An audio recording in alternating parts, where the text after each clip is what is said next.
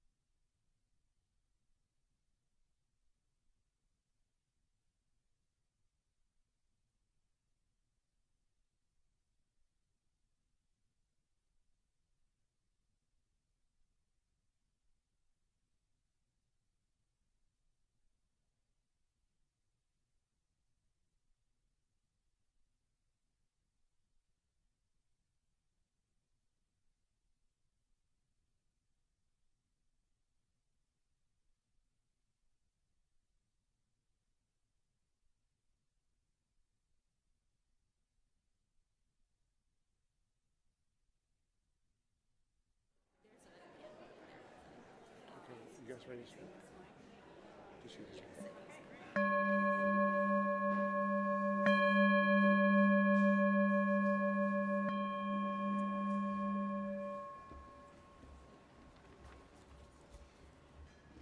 Today's chalice lighting is by Florence Caplow, Chalice Lighting on Thresholds.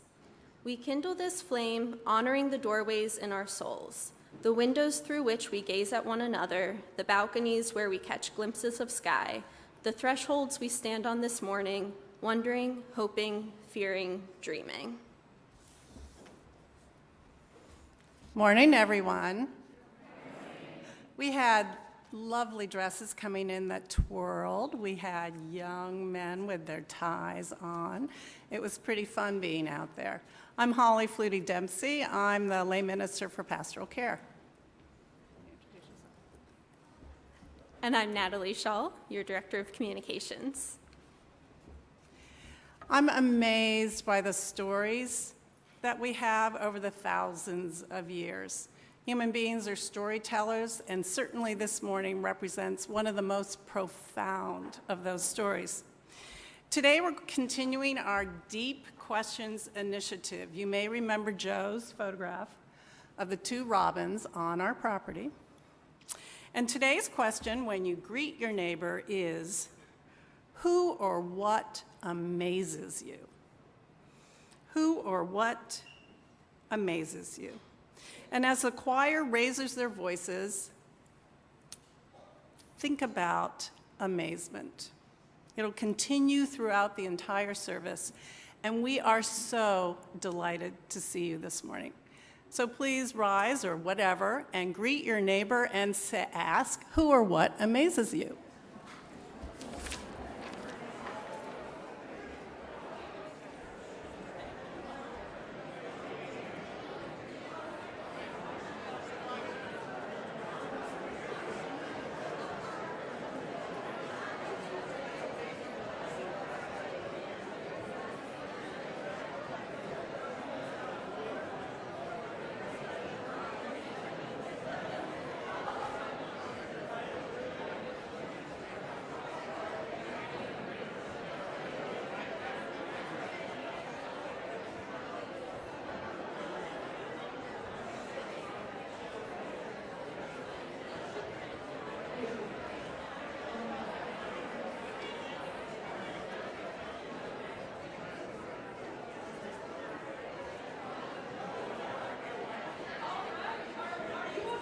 By the magical appearance of the choir, because now I have the hardest job of all, which is to ask you to stop lovingly greeting each other and bear witness to the wonder of the River Road Choir.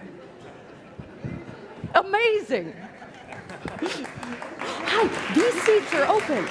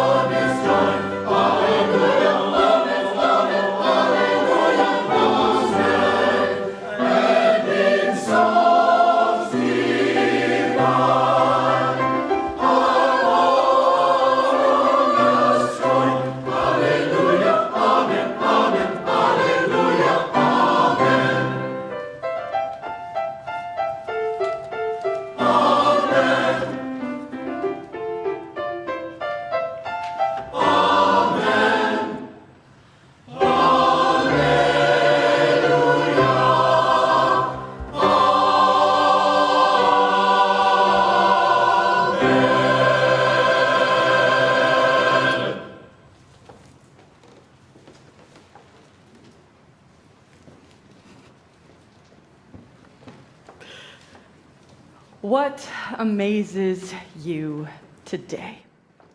As we continue our time together, I want to invite you also to ponder that question in your heart. If you'd like to go deeper with that question, you can gather in the fellowship hall for coffee hour at tables set up specifically for those deeper conversations. And if it is your first time or your 400th time in this place, please join us after the service for fellowship and conversation.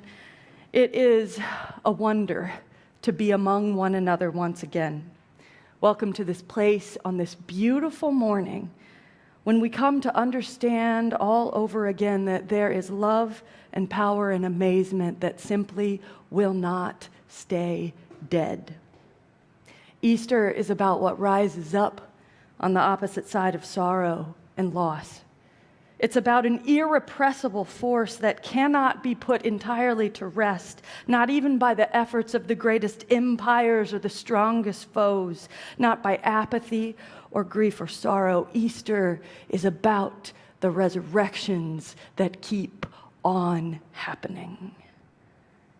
In this way, the definitive power of the Easter season is not a vacant grave. It is a spirit-filled people. It is not an empty tomb. It is the carried away congregation called to new life even now. Happy Easter. May we seek and find a resurrection this morning of the Spirit within us, the Spirit among us, the Spirit beyond us, calling us to new hope. Come, let us worship together. Our opening hymn, led by the choir, joined by you, rising in body or spirit as you are able, is number 108. The lyrics will be printed, or the lyrics will be put right there on the back wall for you to follow along. My life flows on, an endless song.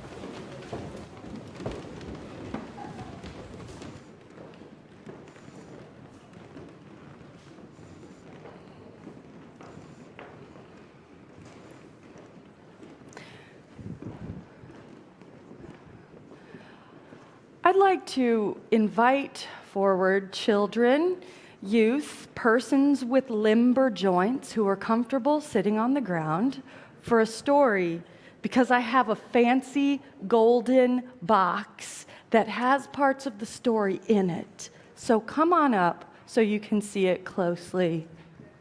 I know I recruited at least one or two of you. Thank you. All right, you could sit or you could stand there. You could do whatever you want, because I'm going to wave all the parts. I knew you'd come up. I knew we'd have you. Oh, there's Josiah. Okay. You know, it's not every Sunday I have a fancy golden box. But here's the secret.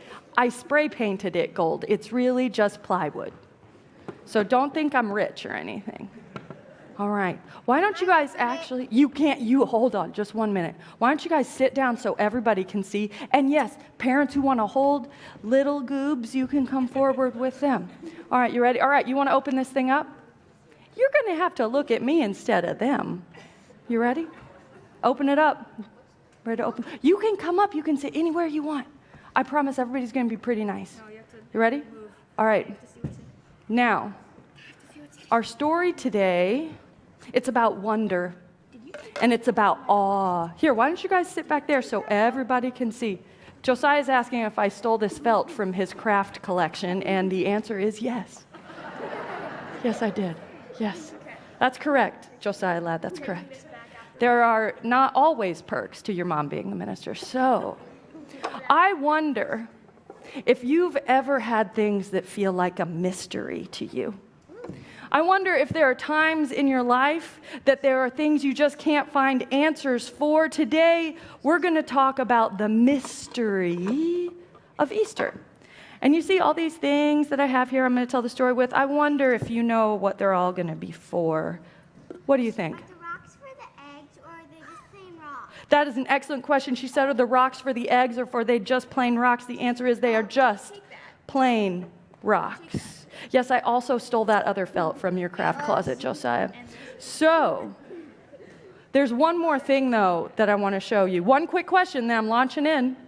Why is this person basically worshiping this one person that's just on sticks? He said, why is this person basically worshiping this other person? Great lead into the story, bro. Great. So, I have one more question for you. Here's the last thing I took out of my magic golden box. Can anybody guess what this is? This little thing I took out of my magic box? Anybody? What do you think? What do you think? It's a baby. It is the little baby Jesus out of the nativity scene that's set up in my living room every single Christmas. Because do you know that that little baby who was born on Christmas, here, do you want to hold baby Jesus for a little while? Yeah. That little baby who was born on Christmas, he grew up to be a teacher.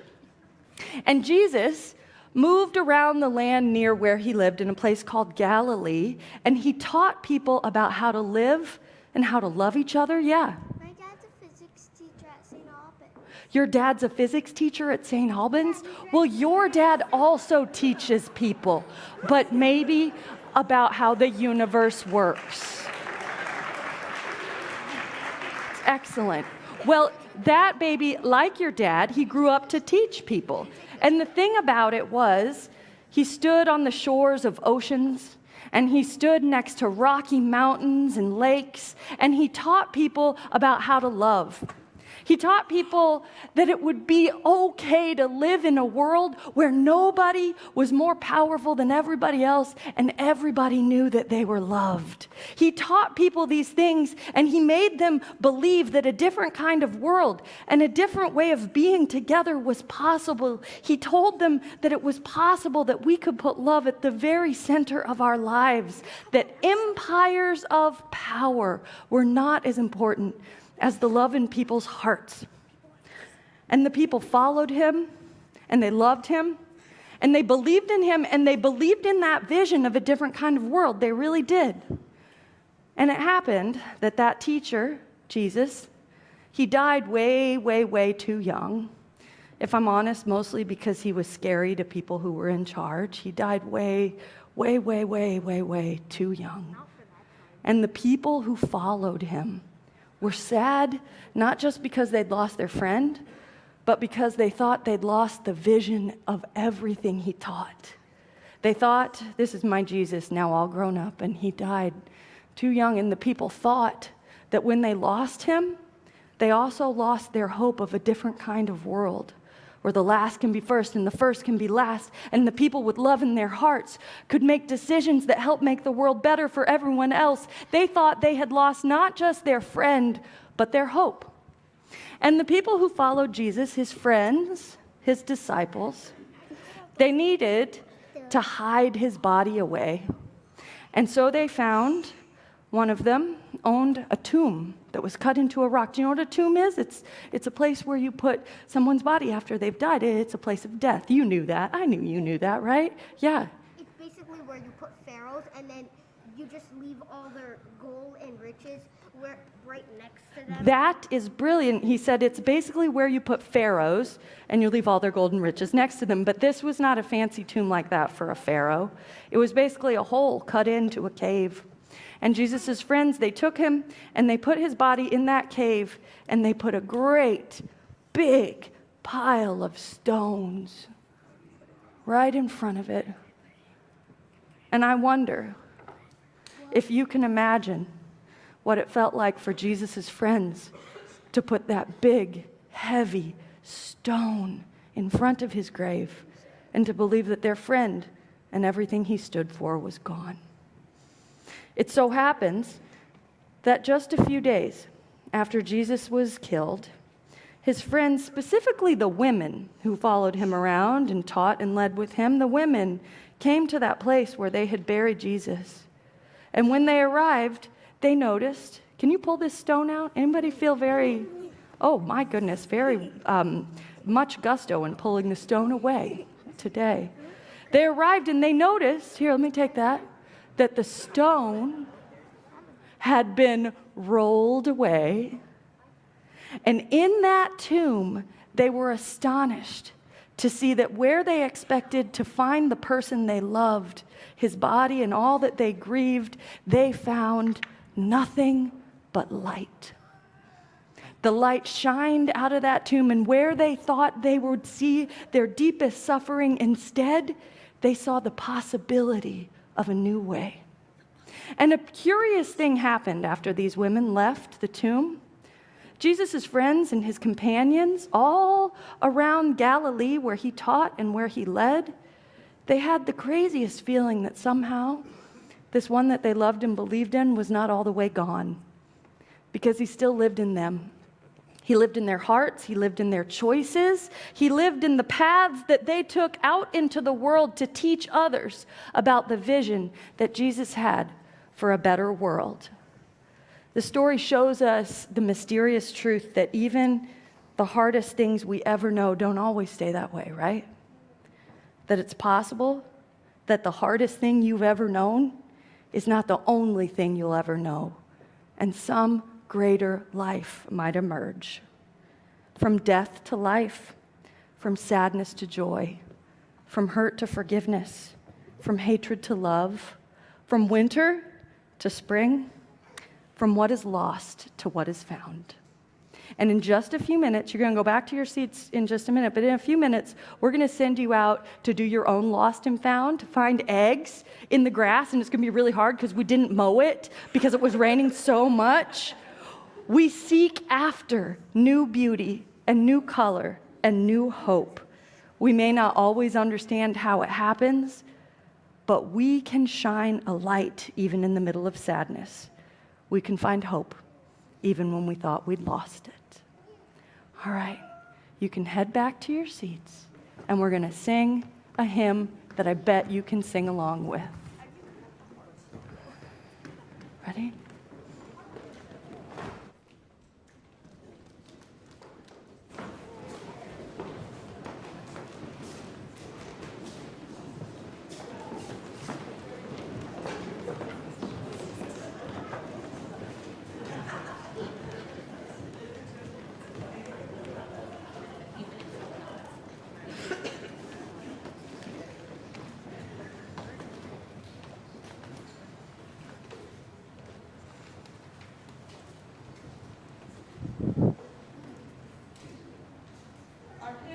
This little light of mine, please rise in body or in spirit to sing together.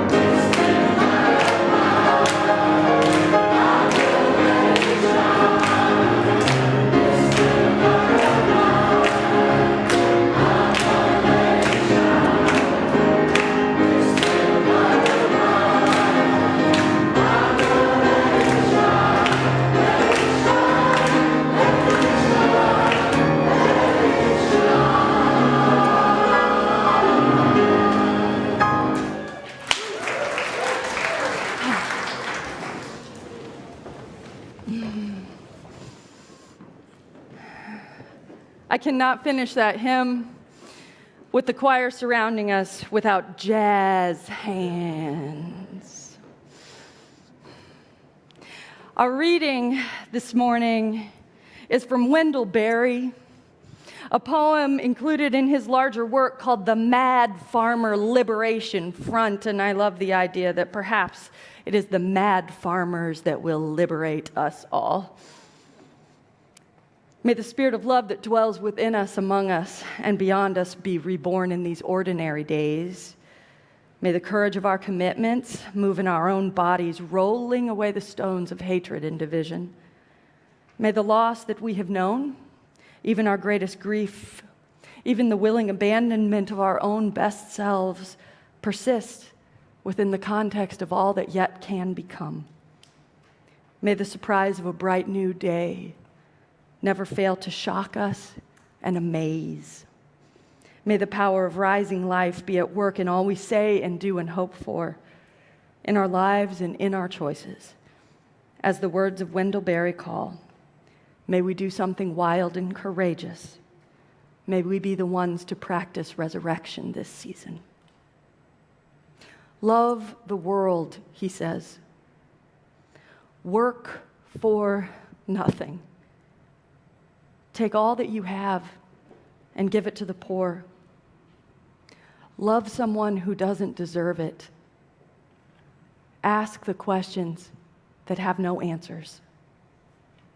Say that the leaves are harvested when they have all rotted down to mold. Call that profit. Prophesy such abundant returns. Put your faith in the 2 inches of good dirt beneath your feet that will build under the trees every 1,000 years. Listen to carrion. Put your ear close and hear the faint chattering of the songs that are to come. Expect the end of the world and keep on living. Laugh, knowing that laughter is immeasurable. Be joyful, even though you have considered all the facts. Practice resurrection. This morning, as our children and our youth head out, as you are so moved for our Easter egg hunt, we're going to gather over the bridge in room 32, so we'll head that way. And I hope that each and every one of us, while we hunt for eggs and while we do what we're doing in here, are joyful even though we have considered all the facts.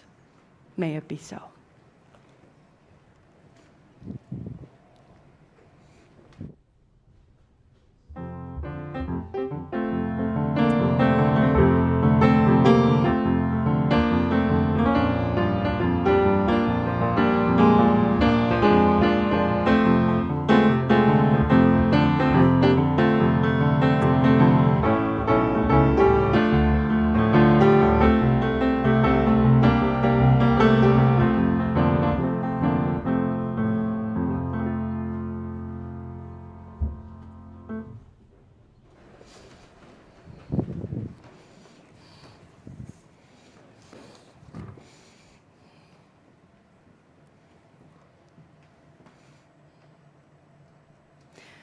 We come together every week carrying so much.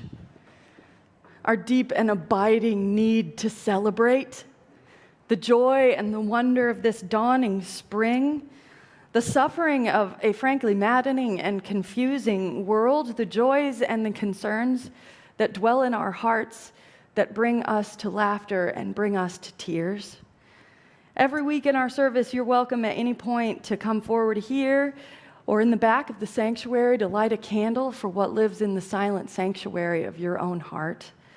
Today, I share the joys and concerns of our community in brief, that we lift up those family members who many of us yearn to be near in a holiday season, but perhaps we have lost, those who struggle with difficult diagnoses, the memory of holidays past, and a yearning for the sense of grounding that comes in the presence of those we have lost and those who are very far away. We lift up legislatures across this country struggling with the freedoms that we need, over bodily autonomy, over hope, over dignity. We lift up all those working in this holiday season to create a more fair and free world for us all. If you're so moved to come forward and light a candle of joy or concern, you're invited to do so at any time, knowing that we hold each other in the midst of it all, including the struggle and including the change. Our meditation is from the Colombian poet Julia Esquivel. She says, "They have threatened us with resurrection." When Julia Esquivel wrote this poem, she served as a peace activist. She spent much of her life in exile from her country as a result of her work on behalf of justice for indigenous peoples. In this piece, she speaks of the life within the people that rises up through every threat and every suffering, fixed beyond memory, always keeping watch. There is something here within us which does not let us sleep, which does not let us rest, which does not stop pounding deep inside our hearts. It is fixed there beyond memory, in the very pupil of our eyes, which during sleep, though closed, keep watch. What keeps us from sleeping is that they have threatened us with resurrection. Because at each nightfall, though exhausted from the endless inventory of suffering, we continue to love life and not accept their death. Accompany us then on this vigil, and you will know what it is to dream awake, to keep watch asleep, to live while dying, and to already know oneself through the radical courage of hope, resurrected once again.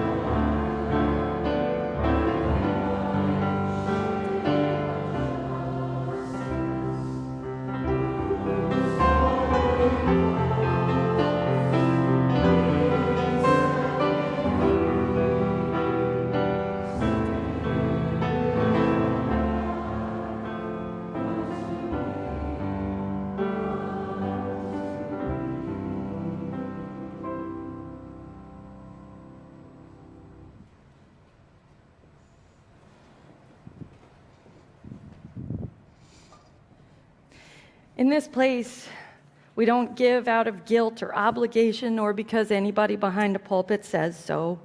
We give because it feels good, because giving to the values that we love and the community that nourishes us, in turn, makes us stronger, happier, more centered people.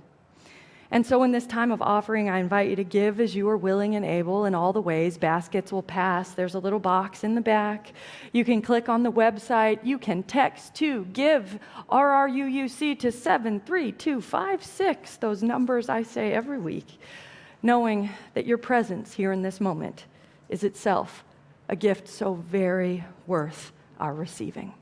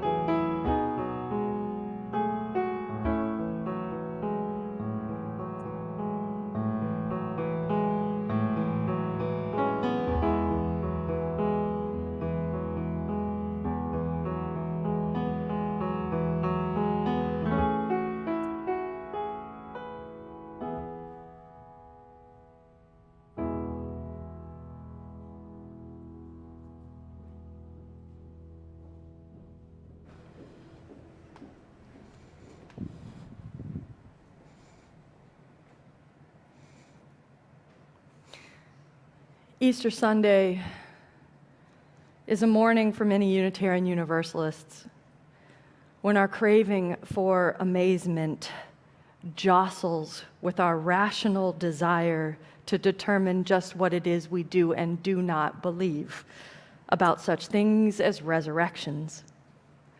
It's a day when some of the rest of us simply grapple with which color of neon plastic Easter egg to open first, when the religious educators here at River Road every year wonder if we can justify the expense for the compostable non-plastic Easter eggs we can use in case the children don't find them all.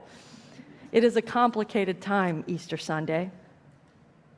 I am reminded this morning, though, amidst all of the polarities of this season, of the power of just living inside a story for a minute. Living inside a story that tells us something about how we might choose to live in this world, about what we have lost, about what it means for us to still be astonished in spite of it all, about what happens after we have lost so many things. We have lost our way, lost our hope, lost meaning, lost purpose. We might still find something we never imagined when the story keeps on being told. So today, just for now, let's not worry about whether or not we literally believe in the bodily resurrection of a peasant revolutionary known as Jesus, who may or may not have lived all those ages ago, the one who stood up and was killed by the combined perennial forces of wealth and power. Let us not dissect the story, for now let us live inside of it. Come with me into this story and imagine what it would have been like for the friends of this peasant revolutionary to walk alongside him in the last weeks of his life, in and through his death, onward toward all that still waited for them after the final chapter of the scriptural story of Easter is done.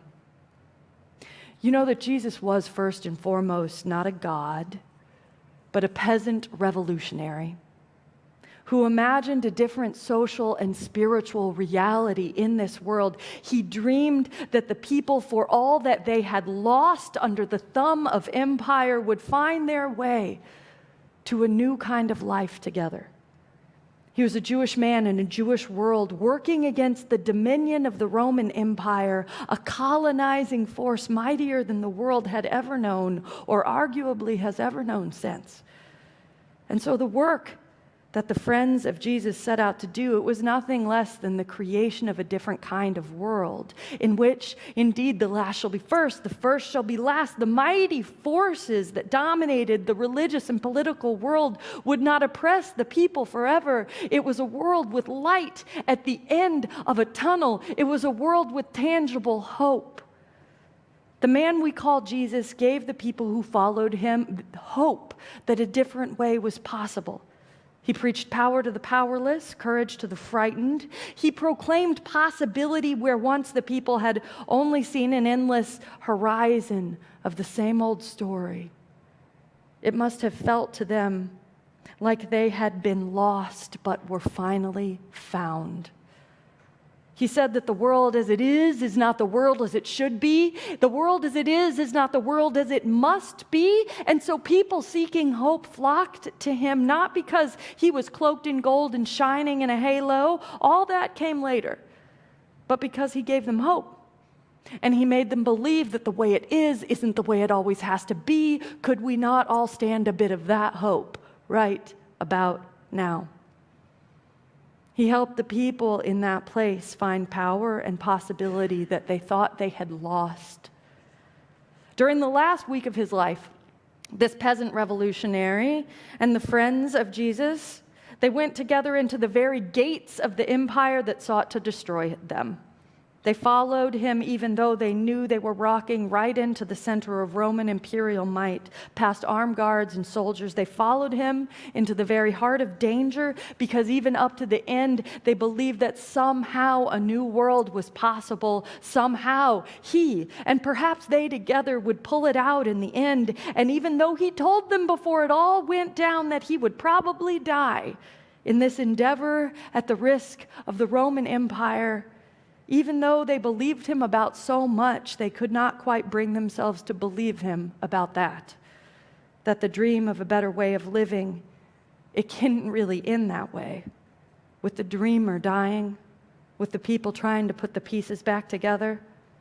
They thought it wouldn't get that far, I imagine, until it did. On the day we bizarrely call Good Friday, this upstart movement toward a different social and spiritual order fully and finally lost. They lost. The empire won, or so it seemed.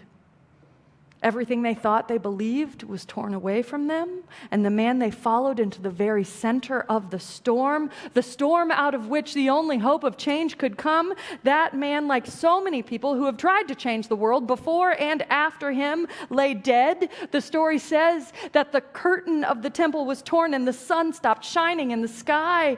And as for the followers of that peasant revolution started by Jesus, the ones who had worked for and believed in a whole new way, the movement they thought they would follow to the end of their days and to the reality of a changed world was in all likelihood, with his death, lost. Over. Because the one they loved was gone. Not kind of gone, not a little bit gone, but gone in the most violent, painful way. He was gone, and the people were bereft, and what they had lost was not just their leader or their friend, but their hope. In this story-shaped reality of the Christian tradition, that is where Good Friday leaves the people. Bereft. Not kind of gone, but gone. The movement they believed in tatters. The leader they counted on humiliated and stolen away, the future uncertain. And I know you might not believe in the factual truth of that story, but think, if you will, of the experience you have had of living in that story, the moments, or indeed the months, or the years, when what was lost is so great we cannot imagine that anything true and profound will ever be found again. When everything we might have counted on had slipped away, imagine what it might have felt like to see the one who gave the people hope snatched away at the hands of an empire that was ultimately too powerful for this ragged band of upstarts to change. My colleague, Rebecca Parker, she wrote in her wonderful book, Proverbs of Ashes, about her own personal experience of a Good Friday season in her life, a time when everything she thought mattered was gone.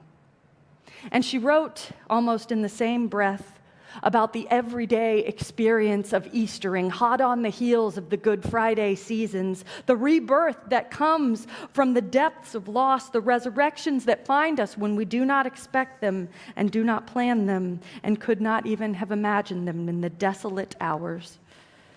As she tells of her own Good Friday season, she says, "Everything I most loved had slipped out of my hands. I felt there was nothing left to hold on to, not my marriage, not the child I'd dreamed of, not my faith." And so she says that she spiraled in that Good Friday season, in that time of loss, in a way that directed that hurt and that suffering at herself. She lost hope not only in the world, but about her place within it, her ability to change it. And one night, after midnight, in a bitter cold season, she left her house and just started walking. She walked down a hill toward the ice-cold pond that lay at the bottom, and she thought since all was lost, it wouldn't matter if she just kept walking. She brooded and she wondered in the corridors of her broken heart until in a moment she discovered that broken heart was not the end of the story, but only in its beginning. In her words, "At the bottom of a hill, I had only a small grassy rise to cross before I came to the river's edge. I crested the familiar rise and began the descent down toward the water when I was caught short by a barrier that had not been there before. It looked like a long line of oddly shaped sawhorses laid on the left and on the right through the width of the grassy field. In the dark, I couldn't see any way to get around this barrier before me, but it looked like I could climb right through the middle. I quickened my pace, impelled by the grief that would not let go of me. As I got closer, these dark forms aligned before me seemed to be moving. I squinted to understand what I was seeing. The odd bunchy shapes, it turns out, were a line of human beings bundled up in parkas and hats. The stick shapes were not sawhorses, they were telescopes. It was indeed the Seattle Astronomy Club. Before I could make my way through the line of the club members, all curiously cheerful and eager to greet me, one looked up from his eyeglasses and, presuming me to be an astronomer, said with enthusiasm, "I've got it perfectly focused on Jupiter." I didn't want to be rude. I didn't want to give away my reason for being there, so I bent down and I looked through the telescope. There was Jupiter, banded red and glowing. "Isn't it great?" he said. And it was great. Jupiter was beautiful. The beauty of the night sky, the dew-wet grass at my feet, the sheer zeal of the Seattle Astronomy Club kept me in this world, grounded me in the beauty still to be known. I would be wrong to think of this moment as one in which joy purely triumphed over despair, good comes out of bad, love defeats the desire for death. I did not defeat the negative feelings of anguish and despair just because I saw something lovely in the night sky. My heart still broke with grief, but in that moment I was able to feel more, to place the grief within a larger heart, within a wider embrace that could hold sorrow and joy, loss and illumination, death and life. And there is the Easter moment. Not a triumph exactly, more like a line of telescopes aimed at the night sky, a reminder of the beauty and the wonder that ceases to die. Something lovely and good in this world that doesn't wash away the loss and the suffering, but that suffuses it with the reality of continued grace. The grief she felt was placed inside a wider embrace. Easter didn't come for her in golden light or shining angels. It came with the Seattle Area Astronomy Club looking with childlike glee at the heavens and still believing in wonders. I have often preached that the true miracle of Easter is not the shower of gold added by the Renaissance painters. For me, the miracle and the magic lies in the courage of that community, of the followers of Jesus, the courage they found even after they lost him, the fact that the followers of this man somehow rose up from their desolation to build a movement that didn't die with him. The miracle of Easter is held even now in the story that doesn't end with the tomb, the story that doesn't end with the desolation of what we have lost, the stars that are still shining in the night sky, the wonders still to witness, the empires yet to be toppled, and the hope still to be found. The empty tomb signifies a deeper truth that death and loss and suffering and pain do not have dominion over the evolving story of our days. As Frederick Buechner has put it, the worst isn't the last thing about the world. It is the next to last thing. The last thing is the best. It is the power that comes down into this world that wells up from the rock bottom, worst of the world, like a hidden spring. Can you believe it?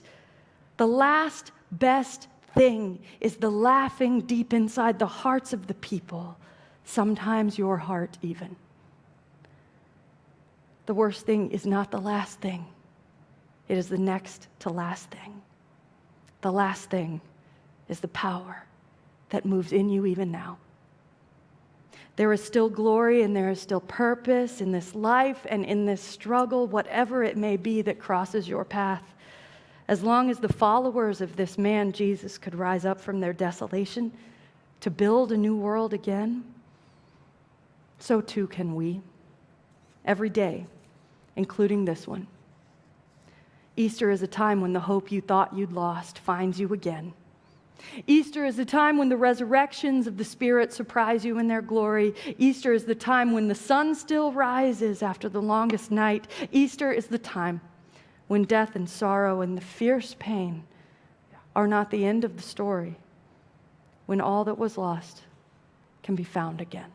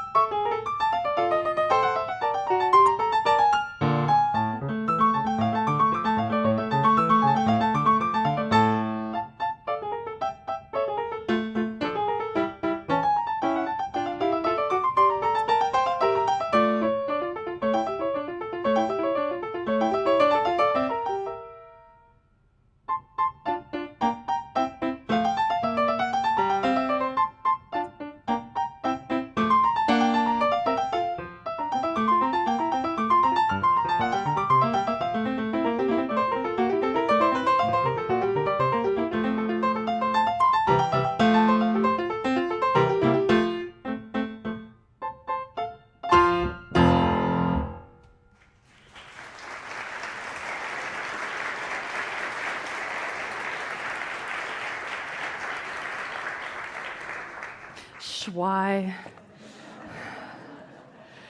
Everything we do together happens because we make it happen as a community. Not one of us, but all of us together. And this morning, I want to thank Cliff and Shwai and the choir. Wasn't it wonderful how they wrapped us up in that hymn this morning? I want to thank our tech crew. We got Danny and Ajay and Tom and Hugh up there this morning. Thank you. And the incredible fact that David Marshall Leonard, who basically invented our tech system, got to just sit here today. So don't even clap for them. They just got to sit. There has to be a time when each of us just gets to sit there, you know? There are so many ways to connect in the life of our congregation. If you're new or feeling new, I want to encourage you to check out the e-weekly newsletter. If you're not getting it yet, drop us an email at office@ruuc. We'll get it to you. And do indeed join us for coffee hour right through those doors. The kids are still hunting eggs, so there might even be cookies left this morning if we get you out of here fast enough. A couple of things just to alert you to is that it is time to register for the annual River Road Retreat. We're going to be at Seneca Creek State Park on April 22nd and 23rd. Any and all are welcome to join us. You can find the registration online, or you could register today. The retreat team has a table set up right out here. We're going to be able on those 2 days to commute back and forth, so you don't even have to worry about pitching a tent or anything like that. There are kid activities, there are family activities, music. And on that Sunday morning, we will not be gathering in person here in the sanctuary. We'll be gathering in the shade under a beautiful picnic pavilion at Seneca Creek. So I hope you'll consider joining us. It's also a wonderful opportunity for me to let you know that so many of you stepped up to pledge last week. We are wrapping up our annual stewardship campaign.